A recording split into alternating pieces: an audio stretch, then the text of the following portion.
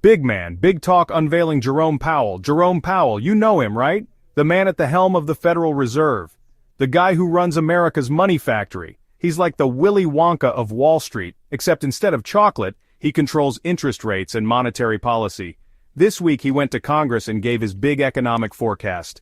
It's a significant event that everyone in the financial world watches closely. It's like a yearly checkup, but for the entire country. Just like a doctor assesses your health, Powell assesses the economy's health.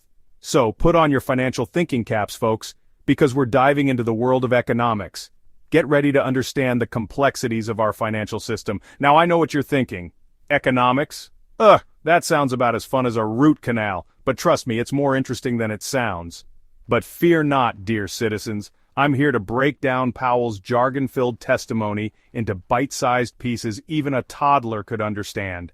We'll make sense of it all together, because what happens in those hallowed halls of Congress affects us all, from the price of your morning chai to whether or not you can afford that new car. Every decision made impacts our daily lives.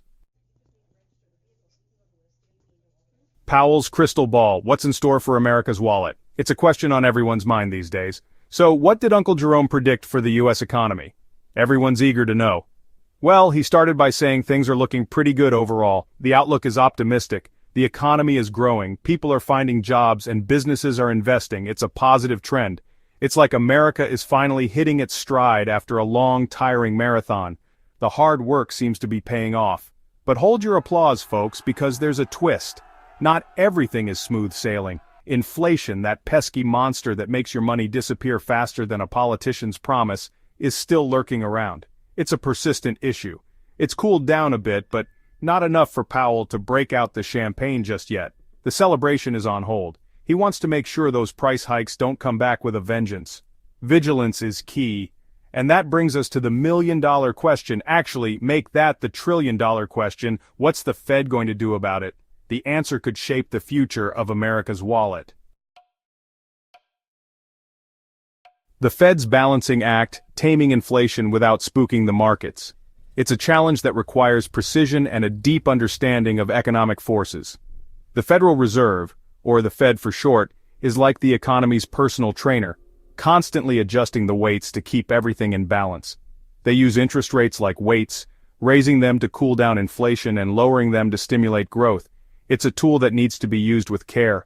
Problem is, too much of either can throw the whole system out of whack, leading to unintended consequences. It's a delicate balancing act, kind of like trying to walk a tightrope while juggling chainsaws. One wrong move and it could all come crashing down. Powell says they've been hitting the brakes on interest rate hikes lately, giving the economy some breathing room to recover and stabilize. But he's also made it clear that they're not afraid to slam on the brakes again if inflation starts acting up. It's a cautious approach. Basically, he's playing it safe, which, let's be honest, is probably for the best. Safety first in these uncertain times. The last thing we need is another economic meltdown. A careful, measured approach is essential to avoid repeating past mistakes.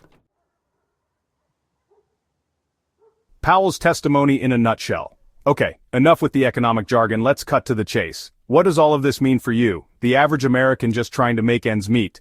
Well, for starters, it means you might finally be able to afford that avocado toast you've been eyeing. With inflation cooling down, prices should hopefully start stabilizing. But don't go on a spending spree just yet. Powell's cautious approach means interest rates could stay higher for a while, making it more expensive to borrow money for things like houses and cars. So, for now, it's all about budgeting wisely and maybe holding off on that diamond-encrusted dog collar. Remember folks, slow and steady wins the economic race.